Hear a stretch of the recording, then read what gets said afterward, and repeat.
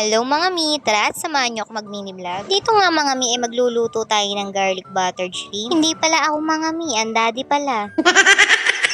Umpisa na nga sana mga mi dahil nilagyan na niya ng butter ang kaso.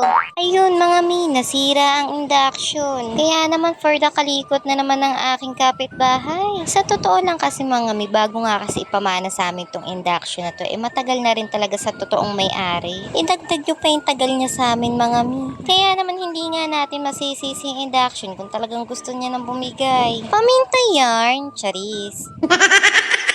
Inuksan na nga ng daddy yung induction para nga malaman niya kung ano ba nangyari at makita kung may nasunog ba sa loob. Hindi na nga kasi halos makaluto dahil gitna na lang yung umiinit. At ayun nga mga mi, may sunog nga sa loob. Hindi pa nga kami nakakatapos magluto, halos di pa nga nakakapag-umpisa mga mi. Pagkatapos nga remedyohan mga mi, sinubukan nga muna niya kung makakaluto pa ba. At ayun mga mi, nakatunaw lang ng margarine pero ayaw talaga. Pero dahil ito nga lang lutuan namin mga mi, pinilit pa rin nga ng daddy at nagisa pa rin siya mga mi. Dito nga mga mi, nilagyan na nga niya ng bawang para makapagsimula na maggisa. At dahil nga ayaw niya paawat mga mi, hinayaan ko na nga lang siya sa trip niya. Kahit nga kumukulo yan mga mi, parang hindi pa rin mainit. Akala ko nga hawakan ng daddy, tatapat lang pala yung kamay niya. At nag-design na nga ang daddy mga mi na ilagay na yung hipon na susubukan daw niya kung makakaluto ba talaga. Hala sige, ipilit mo, gusto mo, bahala ka sa buhay mo. At dahil feeling nga niya mga mi, maluluto niya dito sa induction niyang sira. Ayun at naglagay pa nga ng magic sarap. Antilok mo talaga, gigigil mo ko. At dahil nga may katigasan siya ng ulo mga mi, pililit pa rin talaga niya sa pagluluto. Nabukan pa nga niya takpat mga mi at baka sakali nga dumaluto. Kaya ang resulta mga mi, ayan, nakiluto kami sa kabilang bahay.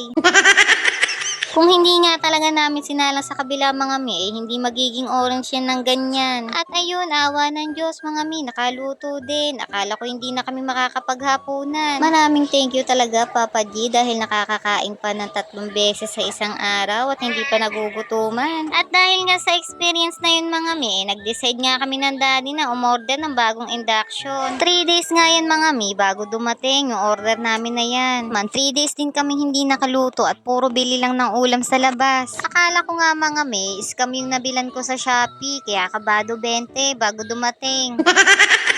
Pero ayun, dumating naman, kaya panatag na ang mima nyo. Maganda rin siya mga mi. Dahil nga nakakaluto ng maayos at hindi lang gitna ang umiinit. Charis.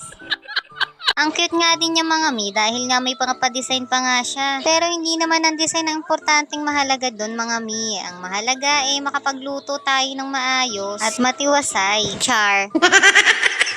Yun nga parang nag-rejuve pa nga tong induction mga mi dahil sobrang kinis niya. Dinaig pa nga ang mima nyo. At dito nga mga mi, isusubukan ko nga at baka masubukan pa ng iba. Sayang naman. Ayoko nga kasing masubukan ng iba dahil gusto ko ako una sa first.